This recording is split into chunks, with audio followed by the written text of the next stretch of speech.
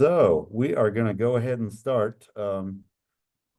Today we have Sandy Kuhl with us, Kuhl. I had to ask her how to pronounce that to make sure we didn't say Cole, but it's Sandy Kuhl, and she is with us. And I understand you have a husband of 38 years. I do. He's welcome to join us on the screen if he wants to.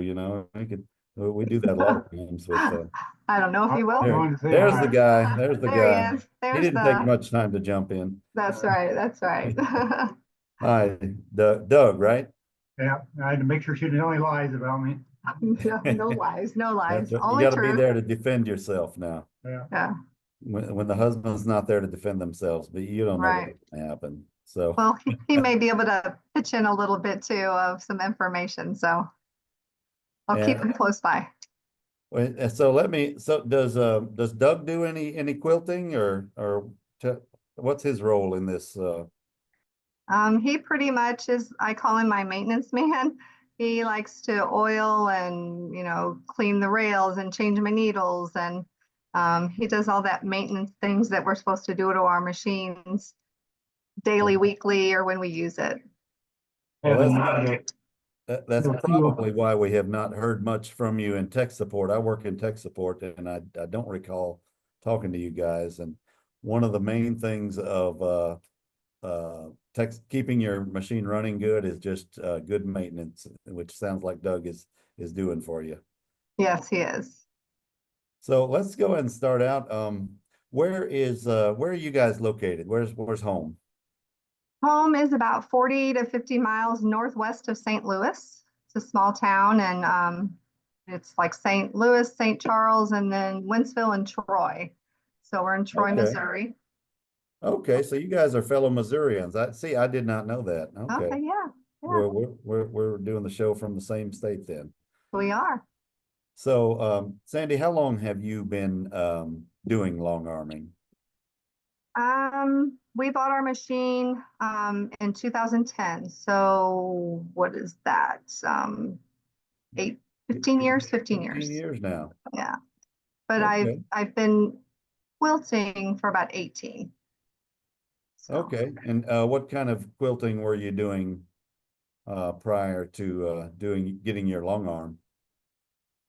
it started as my daughter wanted a t-shirt quilt for graduation and for high school graduation. And I have sewn since I was a little girl. My mom and my grandmother sewed, and so I just kind of followed in their footsteps, although they did garment and draperies and things like that.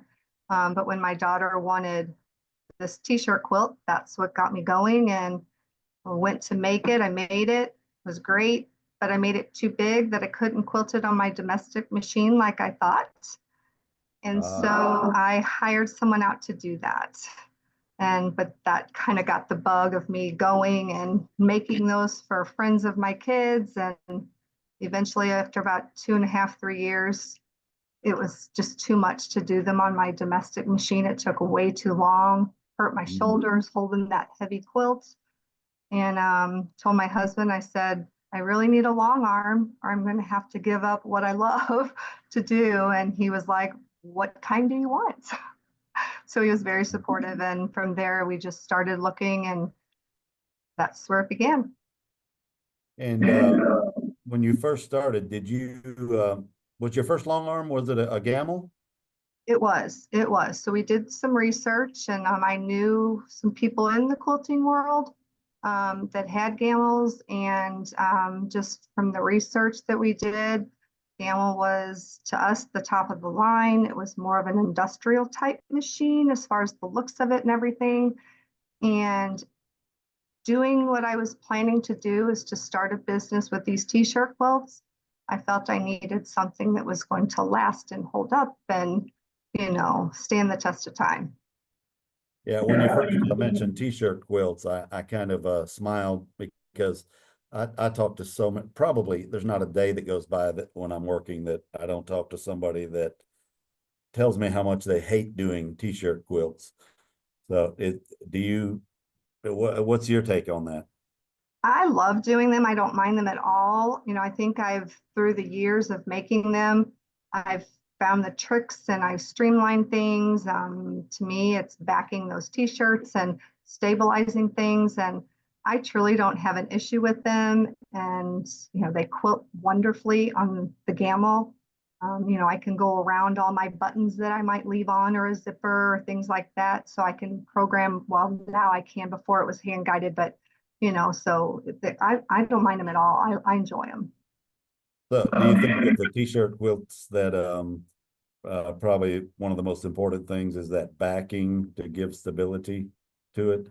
It is to me. I took a customer's t-shirt quilt just last week, and I hesitated to take it because she did not back it.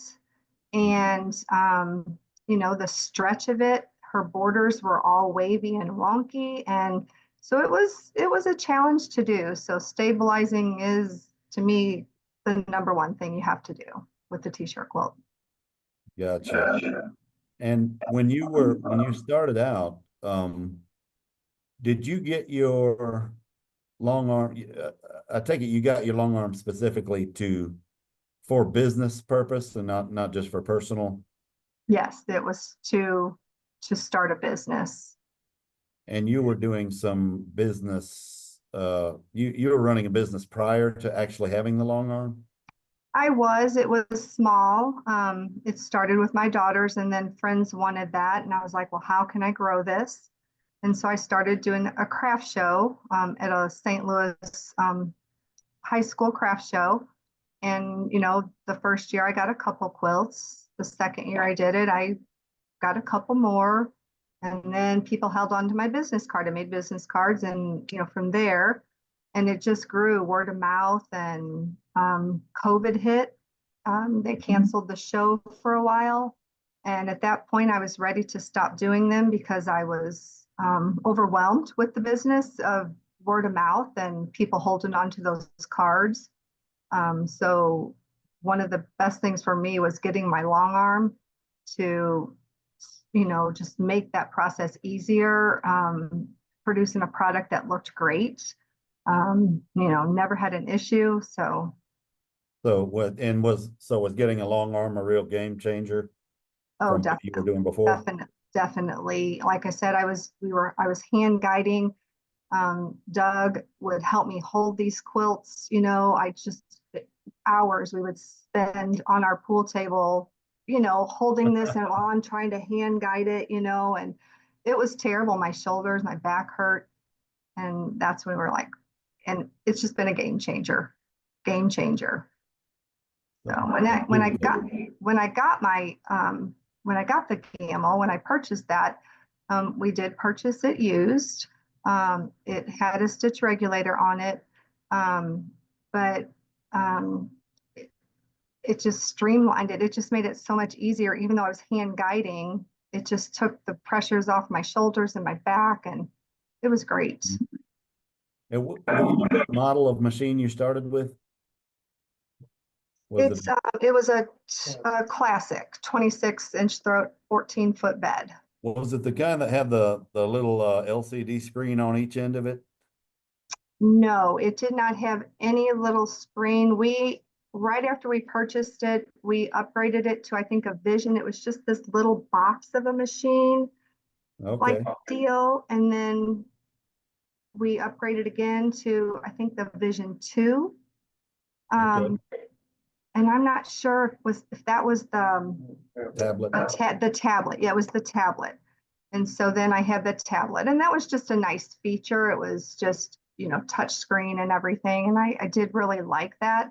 Again, I was hand guiding everything. I would use the laser light, put the pantographs on the back and guide through that to do, some more decorative things that people would want. But for the most part, I was doing just meander stitches. Okay.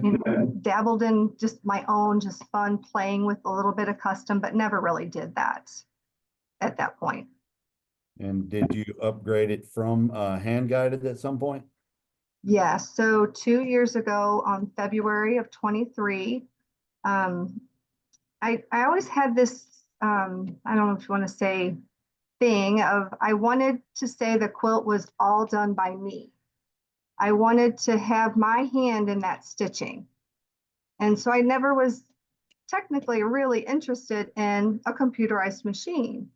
But I would see these quilts that friends of mine were doing, and I was just like, oh, that's so awesome. That's great. And so I don't know, we went to Hannibal, Missouri. It was a little town in mid-Missouri, and we ran into a quilt shop, and I was talking to a lady there, and she said, well, I was telling her why I never really wanted I wanted to say it was all done by me. And she's like, that never kept me up at night, worried that I did the entire thing by, stitching it, by guiding it. And I got to thinking, and I'm like, well, maybe I need to think about upgrading, because it just, I don't know why that did something to me, but it was just something that was just like, that might free up my time, not my time, because I'm going to still be there to watch over it, but I might be able to multitask. I might be able to back a t-shirt quilt while that's quilting. I might be able to cut that out while that's quilting. So I'm thinking, oh, this might help me time-wise too. And so we decided that we were going to upgrade. And so we looked at the Statler and the Statler Ascend, and we went with the Ascend 2 years ago in February. So 2 years this month. Okay. We did look at a few other machines at that time, but Mhm. hands down, Gammill was not even, we weren't moving. We were keeping our Gammill, and we were going to upgrade the Gammill. So with your looking around, you honestly felt that the Gammill was going to be the best bet for you? Oh my gosh, hands down. Just again, it was, I use it a lot. I felt like, I was quilting at the time 70 to 80 making t-shirt quilts a year. So I felt like I used it a lot, and these weren't, 9 t-shirts. I was using 20, 25, 45, 65 shirts. They were big. And so, yeah, we looked, at a couple different ones. I think just to make sure that what we were purchasing was what we really wanted, but yeah, we just decided down. We were staying with Gammill. And so having had the Ascend for a couple of years now, honestly, do you think that it was worth the money for what you do with it? Hands down. I would definitely, and I don't know what a Statler was like. The difference to us was the speed. They were saying, the speed was quicker, faster. So that kind of sold me on it, because as we purchased this, I also was trying to, get into the market of quilting tops for people that had created the tops. And I was trying to, get my way into that market. And I thought, well, if I can, instead of quilting 1 quilt today, or maybe 2, maybe I could do 2 to 3. And with the Ascend, and I can. It really has made a difference. So yeah. So I have a question somebody submitted here. She is saying that I want to upgrade my quilter machine. However, with the volatility with the economy and not knowing what is going to happen, do you feel that there will be a downfall in people not being able to afford their quilts quilted? You have any feedback on that? I don't think so. Since in my 2 years that since I've had the Ascend, I have probably doubled, maybe a little more than double, what I was doing without it. I'm getting people, I'm on Google search. So if you search quilter in my area, I come up, and in December alone, I don't even know how many new customers I got, just by that. And people saying, well, my long armor's not, quilting anymore. She's retiring. So no, what I expected my December to be, I was very, very busy. And a lot of people, or my customers that I had, oh, I don't need this for Christmas. You do mine in January. Take take the people that need it. That helped me a lot. So no, I personally don't think that um, it's going to hurt the business because mine is grown. Okay. And we'll go back to that again in a minute. I got one other, Lorraine is asking, specifically, what made you decide between, the Ascend versus the Statler? It was the speed. It was a faster. I don't remember the technical pieces of it. Do you remember, Doug? The speed and accuracy, I think, yeah, the accuracy was part of it. It was more of a precision. I have friends that had the Statler, they've since upgraded to the Ascend as well. I actually haven't asked her what her thoughts are, but just accuracy and the speed is what did our. Yeah. And yeah, and like Doug said, we're spending that much money. It was a few $1,000s more. We figured we would get that back if I could truly make another quilt a day, quilt another quilt a day. Yeah, and I agree. And Lorraine, if you're watching, the Statler is a very good machine by itself. The Ascend is what makes it able to have increased speed with maintaining the accuracy and precision. It's got beefier belts and beefier motors that cause it to move, and so that's the difference with that. FYI. Well, I don't know if I've mentioned this. I actually have a second machine that I keep that's at my daughter's house. I watch my grandson, and so when I'm there and he's napping, I like to sew and do my thing, and so I quilt. And we purchased another machine for her house so I could quilt there. And my daughter asked me, "Are we going to do a Statler, Mom? Or are we going to do an Ascend?" And I was like, "Oh, we're doing an Ascend. I'm not." Because I love mine. Okay, so you've got an Ascend over there and at your place. No, not yet. We have not upgraded yet. It's a Vision 2. Okay. The plan is to hopefully soon upgrade that one. Okay. Awesome. Yeah, you can, and I've talked to a lot of people who take care of the grandkids while they're yeah, and it works out great when he naps. I'm doing my thing. So I have another question here. Do you take mail order quilts, and have you had any problems with deliveries? I do take mail order quilts. I've from across the United States, I have taken several. I never have an issue with mailing a quilt back or receiving a quilt. I always ask someone to tell me when they've mailed it. As soon as I receive it, I let them know. And I would say usually within 4 to 5 days, I have a quilt from them and vice versa when I mail it back. Okay. And remind at the end, I want to let you tell people how they can get in touch with your business if necessary too. So okay. Just wrote myself a note so I wouldn't forget. Sure, thank you. We're getting a lot of questions. I got another question. Sandy is asking, what speed are you comfortable running your Ascend at? For the most part, and I don't know the true answer to this question, but I don't know if it's pattern based where it runs. I know I can increase it and decrease it, but most of the time my machine runs at a 14. There are times I'm like, oh, it's running faster. And I look up and it's running at 17. So 17 seems to be a good number, although mine does run at 14 a lot. So I don't know if that's pattern based because I'm not changing that itself. I don't know if you know that or not, but I do raise it though, because as long as it's running okay and it feels like, I'm not having issues or anything like that, 17 is where I'll run it. Yeah, there are a lot of patterns that have, and you can right click on one of your patterns and see the pattern properties. And some of them have like built into them a default speed.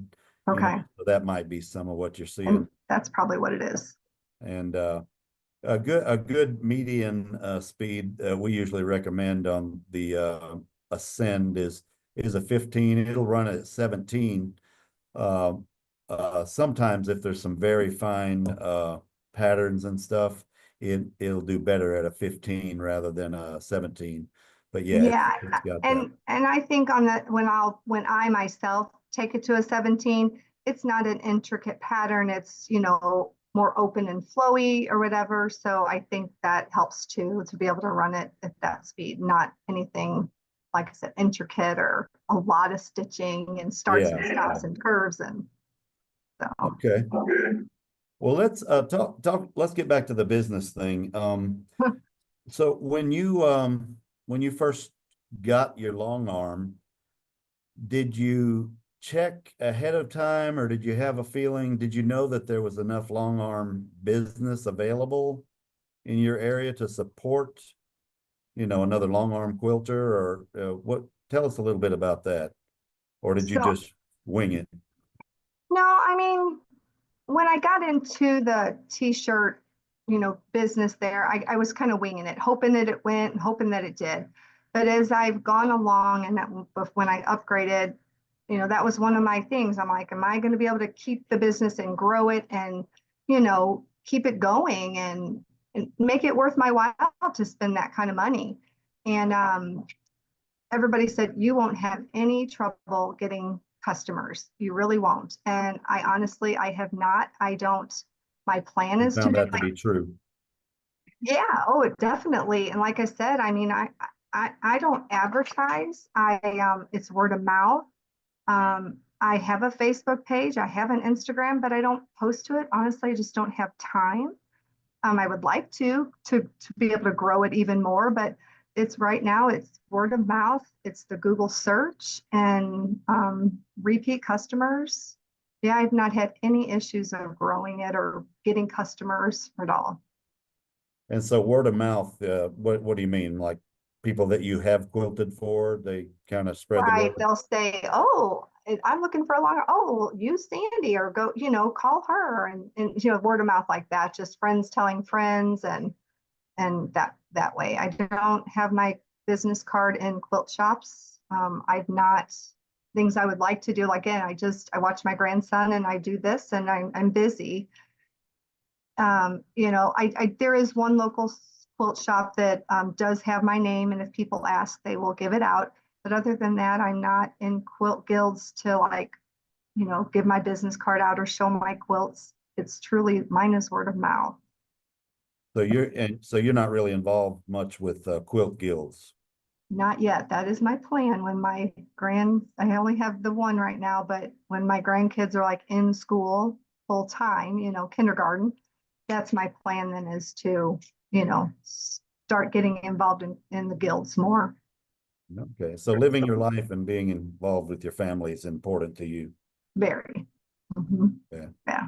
And so Um, I go ahead. mean, when I was originally started all this, I worked full time as well. So I worked at a high school. I was the registrar in the guidance department, and so I worked full time, and I started this doing that as well, and that my businesses grew and grew and grew, and it was one of those things. I looked at my husband, and he's like I said, he's very supportive. I'm like, I just either have to really cut this back or I need to retire. And so I did. I retired a few years earlier than I could have, but it allowed me to really do this and grow it. So were you doing that job when you started the long arming part of it? I was. And how long did you continue before you were able to retire from that? Um, well, I've been retired 7 years, so maybe about 8. Okay. I did it about 8 years. All right. I've got somebody else asking a question, but first I wanted to, when you first got your machine, how did you come up with the funds to purchase? Did you finance, or what was the deal with that? Were you able We to just? did not. When we first purchased it, like I said, we purchased it used from a lady that was selling it. And we've purchased that ourselves. We did the first few upgrades of the Vision and the Vision 2 ourselves. But when we upgraded to the Ascend, my father-in-law had passed away and we were left the money and we used that to do that. So that's how we financed or we paid for the Ascend. So our second one, we're not quite sure. We're going to be able to totally do that, but so that's what I'm working towards, is to be able to, not have to finance it. Gotcha. I have a question here. What would you say to convince me to get my quilter upgraded to the robotics or to the computerized? Oh man, I wish somebody would told me sooner than later to upgrade to a computerized machine. I think one I can do. Pardon? And why is that? Why do you think it was Well, such a good move? because I can do more quilts. I can quilt 2 to 3 quilts a day.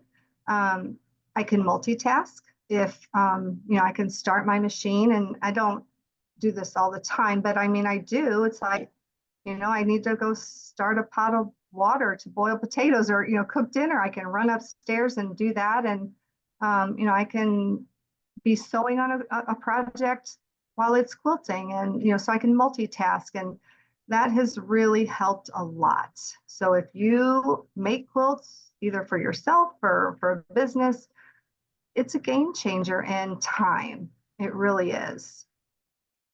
So It's night and day between a hand guided and it really is. I mean, you're standing back there and you're guiding and you're walking along and you're guiding, and you do that for 4 or 5 hours a day. It's hard. It's hard on your back. It's my shoulders, like my neck.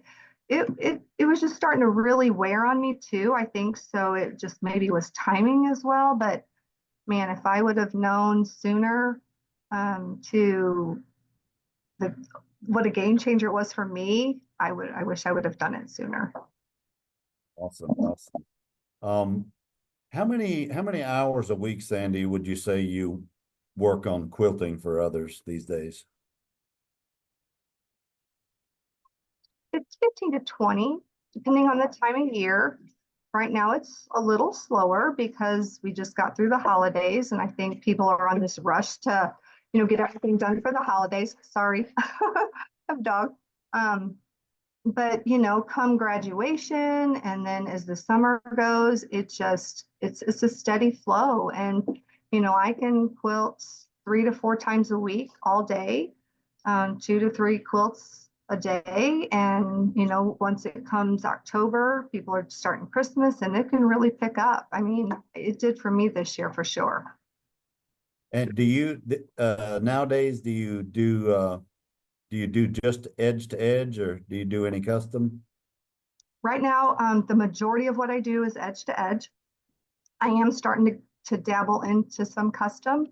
I just want to be really comfortable with that. I'm super comfortable with edge to edge. I don't have any issues with that, but that custom work it's another little beast, and I'm practicing and doing, and I have done some for people, probably friends that are like, it's okay, do whatever you want. They don't have anything in mind. And so I'm practicing, and I want to make sure that that's to the quality I'm comfortable with to be paid for and to send out.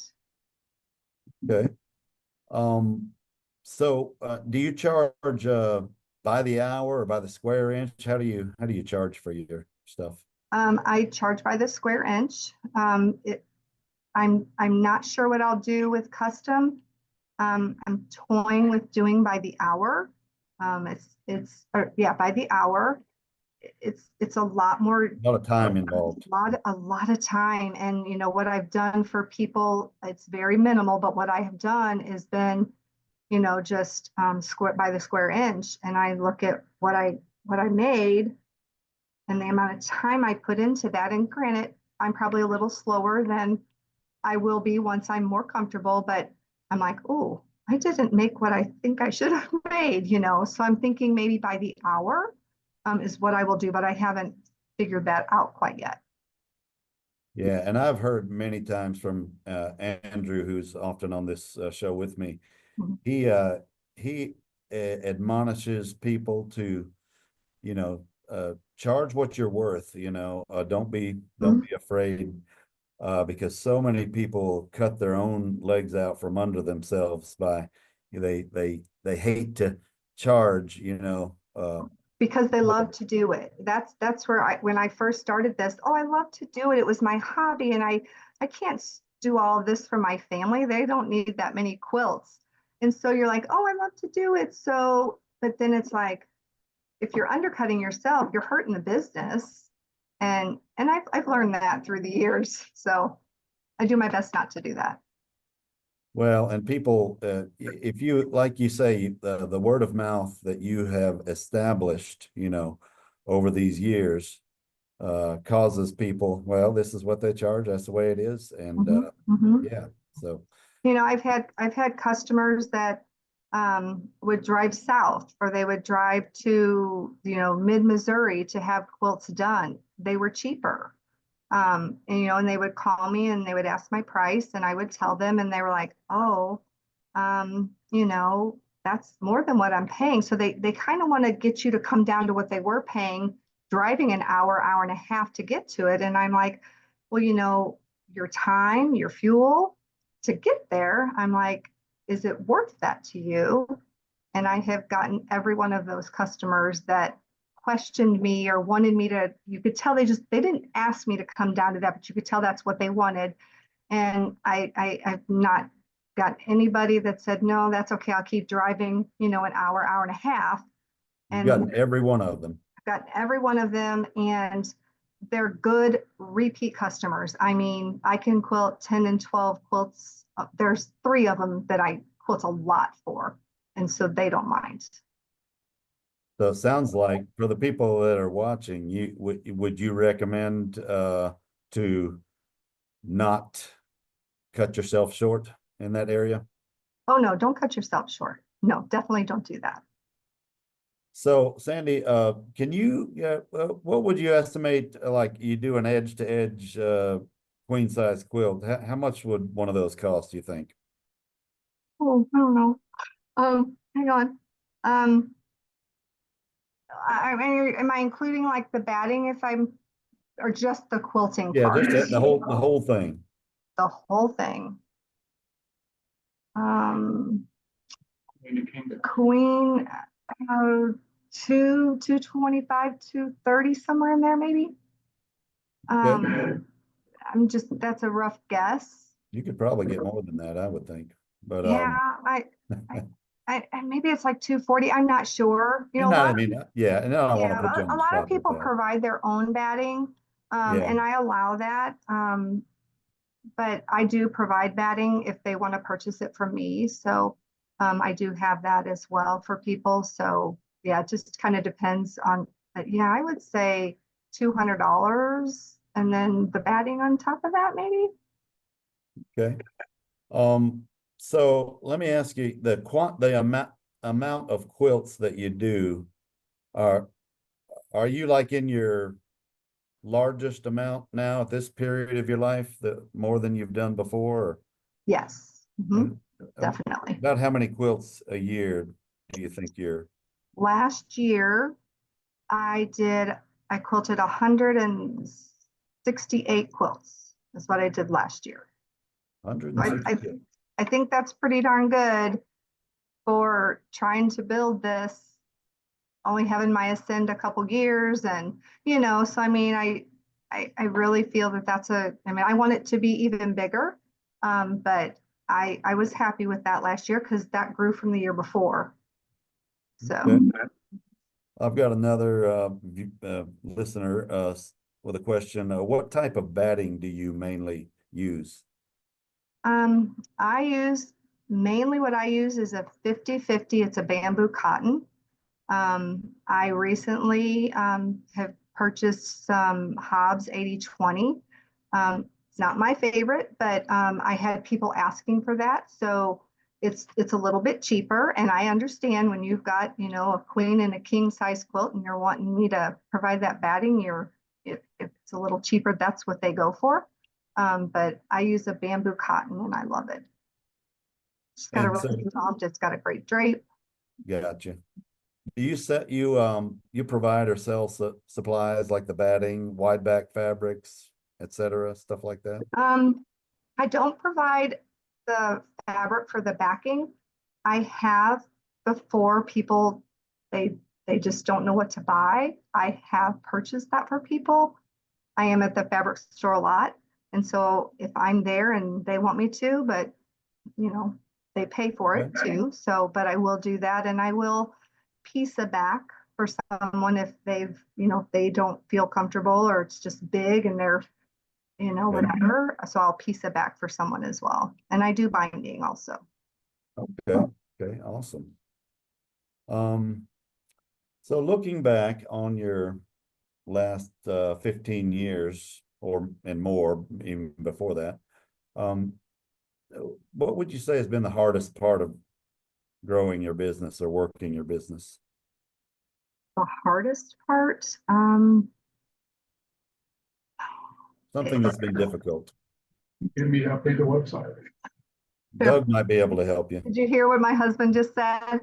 What, the website? Updating my website. Is he the guy that does that? Yes. And I want to update it so that I have my patterns and, things like that so people can look it online and, he's not retired and he works too. So I try not to harp on him too much, but yeah, no, that's one thing I do want. But I I don't I just feel like it's just gradually built. So I can't say that there was something that was the hardest. Maybe the hardest was this is kind of silly, but trying to find batting at a reasonable cost. So with my tax ID, I'm now buying it, at wholesale. So that was kind of a step I had to take. But yeah, I mean, it's just kind of evolved and grown. And other than wishing I would have done some things sooner, I don't know that I have specific that. Okay. Running software on the Ascend and taking some classes helped a lot. Yeah, but that wasn't a hardship really. It was just a learning curve. Learning the software. Right. And like he said to that, when I was hand guided, things are a little bit different than they are when you go to, the computerized. So, for me, I was, it's all, memory. It's that memory, muscle memory. And so it took me, probably a good month to feel comfortable. I didn't have to think about what I was doing and where to go and how to thread things and do it. I don't know how to describe that really, but it was just, there was just a little bit of a learning curve there. I did take some classes with some other Gammill, I guess they were representatives that offered classes that and that helped me a lot. But yeah, I just feel like it's evolved. I don't know that anything was really hard. And you got the new owner training with your machine, didn't you? I did. Okay. Did you find that to be helpful, the video courses that come with it? I'll be honest, it was very helpful once I had my machine. So when I purchased my machine, or the upgrade, I wouldn't say I purchased it in January, sometime in the beginnings of January, and you get that information right then. And so I was doing those classes, but I'm a hands-on person. So once the machine arrived in February, then things were making more sense to me because I could do the hands-on and learn. But yeah, they were great classes. It just depends on your learning style. But yeah, once my machine was here, it was just even better. Have you been to ever been to the Quilting with Confidence? I have not, and I've toyed with it. I'll be honest, I don't feel like I'm the beginner, and I don't know what level to take. So do I take the advanced or do I take the beginner? And I'm afraid I'm going to kind of be bored maybe just because I am so comfortable with what I do. And I'm sure there are things I can learn that I would learn and make things maybe easier or better for me, especially with the custom. So I'm just not sure which class to take, where I fit in. Well, and I would, and for you and for the people watching, I went to Quilting with Confidence this year up in Tennessee, and I would recommend people take the beginner. Yeah, you're not gonna. I was in that beginner class just to see what was taught there, and there Mhm. were some advanced people in there that still learned a whole lot. So Okay, I think, okay. yeah, I think either one. So If do the beginner and then yeah, take that- the advanced or course after that. yeah, because you can if you go into the advanced and it's too advanced for you, it's easy to get away from you. But And then you you're can lost. always move up from there. But it was fantastic. Not just the learning, the camaraderie with all the other quilters and learning more than learning the how to quilt. You also get to talk with people about their journey and their business, and what they're Okay. doing. So anyway, FYI. Yeah, no, I'll look No into that pressure. then for, yeah, no, I truly have considered it. It was that, where do I go? Where do I fall into? So, Gotcha. yeah, so I mean, like I said, though, you will learn from people and their experiences, and I'm sure there's something I would take away from the beginning class too. Let's see. I have Lorraine is saying, take the advanced, well worth it. I don't Okay, have robotics. If you are good with computers, take advanced. The beginners was actually too easy for me. So that's feedback from another person. okay, So, anyway, um, and this is not just for you. This is all the people that are sure, watching right sure, now and are going to be watching. So, sure. um, so Sandy, I think I may know the answer to this one, but who has been your biggest cheerleader and support system through this journey? Yeah, well, both my kids have been very supportive, but Doug has been the number one person who's encouraged me. Never once said, "Are you sure you can do this?" He knows it's a dream and that I love to do it. And he's just been supportive the whole way. He helped do all the research. Like I said, he helps he loves to come down and, oil the machine and clean it. And he, helps me take the quilts off them. I mean, he's just very helpful and supportive, and it's great. So, That's awesome. yeah. So, what kind of impact would you say has the quilting money and the control of your personal schedule? What kind of impact would you say that's had on your life? It gives me the chance to work when I want to work. If I want to go out to lunch with my girlfriends, I can, and then know that maybe I'm going to work after dinner that night. Or, if I want to, do something for the weekend or the week or on a little vacation, I know I can do it because I can work those quilts a little more before I go, a little more when I get back, and so yeah, it's given me freedom to do what I want to do when I want to do it. And granted, I do quilts a lot. That's what I enjoy.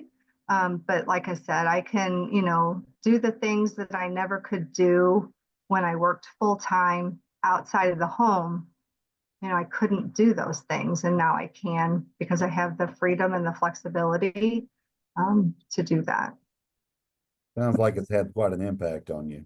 Yes, it has. And it's also, we put two kids through college, not necessarily with that, but it definitely helped improvements to our home that we've needed. We wanted new furniture, we needed a new deck, and things like that. It definitely has helped, to where we're not, having to use credit cards and loans and things like that. So it really has just given just that little extra that's nice to have. Is there anything you can think of that you wish somebody would have told you when you first started out on this? To to do it and just go for it. Don't be afraid. Upgrade as soon as you can, because again, they are expensive machines, but don't wait. If we wouldn't have been able to do this the way we did it, I wish we would have, taken a loan out for it, because we would have paid for this machine, way sooner than I would have ever thought. Because it's word of mouth that I don't have trouble getting, the business or the quilters to come to me. And, if you're doing a good job and you have a good turnaround time, I think that's important. Not to get a quilt in and let it sit for a month. If you can turn those around in 2 to 3 weeks, you have happy customers. And so I just think, for me, yeah, I wish I would have gotten, that upgrade sooner. So. Yeah. Do you live in a rural area or more of a populated area? What kind of in between? We're rural, but we're close to everything too, if that makes sense. Something I do that I know a lot of quilters don't do, they want their business to come to their home, or if that's where their business is run out of. I have people come to my home, but I also will meet people because of where my daughter lives. She's 40 minutes from me, and I pass a number of bread co's, Panera, just a little restaurant that sells bakery goods or whatever. And I will meet my customers there. It's quick, it's fast, it's convenient. They're right off the highway. And I think that has helped a lot too. Just, I feel like that's an extra little piece that I can offer, a customer that maybe not everyone does. And so I do that. So I probably meet a good third of my people that way. Awesome. Mhm. Well, Sandy, so you got your machine 15 years ago. Mhm. Can you think of any advice that there's a lot of people that are going to be watching this and listening to this. What advice would you give to somebody that wants to do what you've talked about doing today? And do you think that in this day and age that it is still possible to do this and be successful? I definitely do. And I think what really affirmed that for me was this past December, when I received so many new customers because their long armor was retiring or no longer doing this, basically retiring, I guess. And it was just like, wow, because when they would first call and say they're looking for somebody, my first thought was, oh, their long armor is busy. They can't get me in by Christmas or whatever. And that wasn't the case on a single one of them. They were all new customers looking for a long armor. And, it's not like they were looking, there's retired or whatever. So I think there's definitely room for people to get a machine, start this business. If you love it, go for it. Don't wait. Yeah, and to piggyback on that, I will say that honestly, the demographic of quilters these days, is such that there's a lot of people that'll be retiring out of it. It's from time to time. So what you said really does ring true. Yeah, I think and a there's lot, going to continue to be opening opportunities. right. And I think, for me, I think a lot of people think that quilters in general, not the long armor, but just the quilter who creates that top, are of an older generation. And I find that they're not all of an older generation. So I think that it's a hobby or a craft or an art that, a younger generation is getting interested in. And so I think as that grows too, that's just going to keep your business thriving.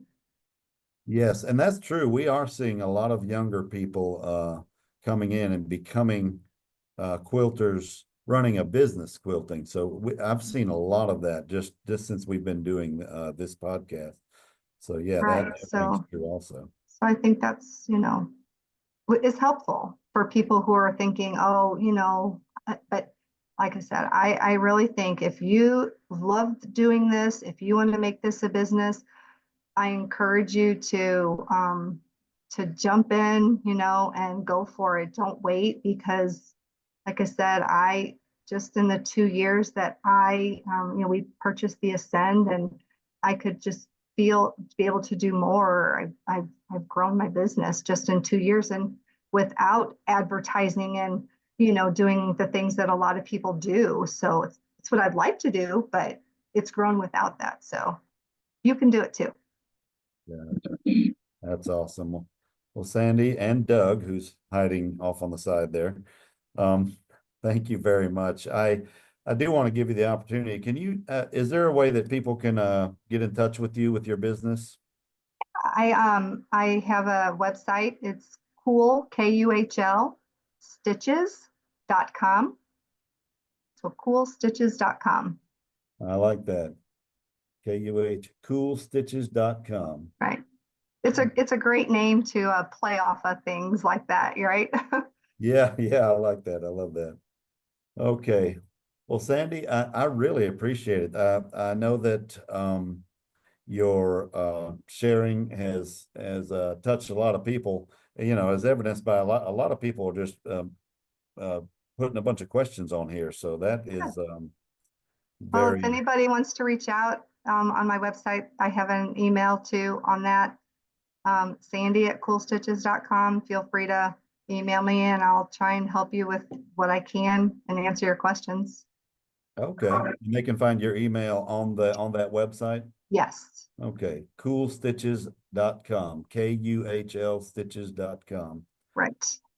And also you can okay, yeah, it's posted on the website here. So yeah, well, Sandy, thank you very much, and Doug, for Thank visiting you with for us. having me. It's been wonderful.